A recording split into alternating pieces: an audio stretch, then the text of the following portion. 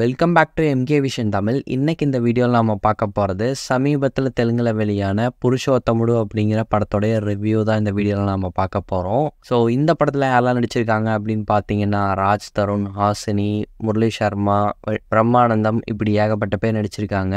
இந்த படத்தோடைய கதை என்ன அப்படின்னு முதல்ல பார்க்கலாம். ஒரு மிகப்பெரிய பிஸ்னஸ் மேனுடைய ஒரே பையன் தான் இந்த கதையோட ஹீரோ. ஸோ இந்த கம்பெனியில் ஹீரோவுடைய பெரியப்பா பையனுக்கும் ஈக்குவல் பங்கு இருக்குது. ஸோ அந்த ஃபேமிலி சேர்ந்தவங்களும் எந்த ஒரு முடிவு எடுக்கணும் அப்படின்னாலும் இவங்களை கூப்பிட்டு ஆலோசித்து தான் ஒரு முடிவுக்கு வருவாங்க.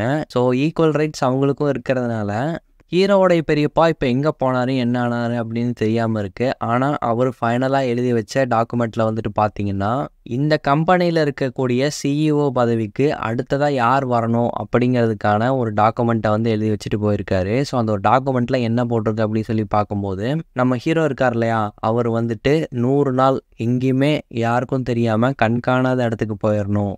ஸோ தன்னுடைய அடையாளத்தெல்லாம் மறந்துட்டு தன்னுடைய குடும்பம், ஃபேமிலி எதையுமே கண்டுக்காமல் ஏதோ ஒரு ஊருக்கு போய் தன்னை பற்றி யாருன்னே சொல்லாமல் வாழ்ந்து காட்டணும் 100 நாள் அப்படிங்கிற மாதிரி ஒரு விஷயத்த அந்த டாக்குமெண்ட்டில் போட்டிருக்கு.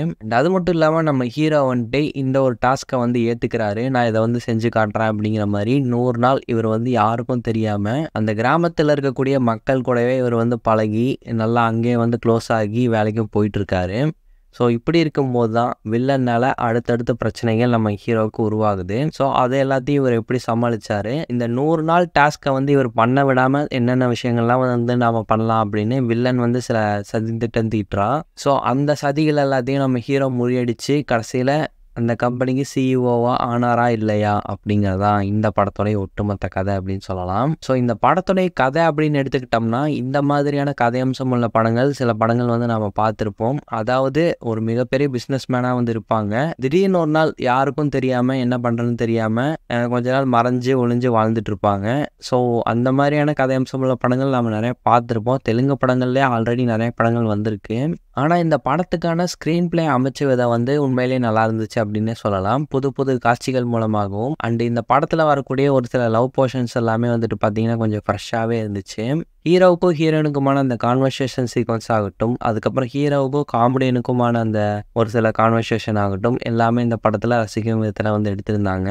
அதே போல் ஹீரோவாக நடித்த ராஜ் தருண் அவருடைய பெஸ்ட்டான பர்ஃபார்மன்ஸை கொடுத்துருக்காரு. ஸோ அவருடைய ரியாக்ஷனே பார்த்தீங்கன்னா கொஞ்சம் கம்மியாக தான் இருக்கும். ரொம்ப சட்டிலாக தான் ப்ளே பண்ணியிருப்பார். ஆனால் கொடுத்த கேரக்டரை நீட்டாக பண்ணியிருக்காருன்னே சொல்லலாம். இந்த படத்தில் வரக்கூடிய பல எமோஷனல் காட்சிகள் நல்லாவே பண்ணியிருந்தாங்க. ஸோ அது ஓவர் டூவாக இல்லாமல் ஒரு லிமிட்டுக்குள்ளே நீட்டாக பண்ணியிருந்தாங்கன்னே சொல்லலாம். படத்துக்கான சினிமோட்டோகிராஃபி ஆகட்டும், எடிட்டிங் ஆகட்டும், அதுக்கப்புறம் பேக்ரவுண்ட் ஸ்கோர் ஆகட்டும், எல்லாமே இந்த படத்தில் நீட்டாக அமைஞ்சிருக்கு.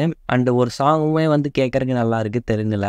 ஸோ குறிப்பிட்டு இந்த படத்தில் வரக்கூடிய காட்சிகள் எதெல்லாம் நல்லா இருக்குது அப்படின்னு சொல்லி பார்க்கும்போது ஹீரோயினுக்கான அந்த லவ் போர்ஷன்ஸ் வரக்கூடிய இடங்கள் எல்லாமே கொஞ்சம் பார்க்க நல்லா இருந்துச்சுன்னு சொல்லலாம்.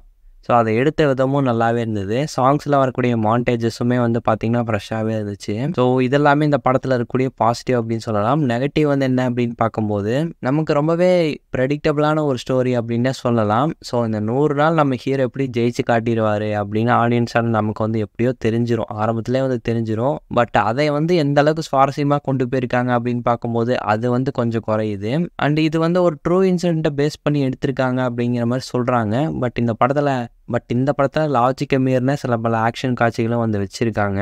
ஓவராலாக இந்த படம் எப்படி தான் இருக்குது அப்படின்னு சொல்லி பார்க்கும்போது ஒரு நீட்டான ஒரு ஒன் டைம் வாட்சபிள் படம் தான் இந்த படம்.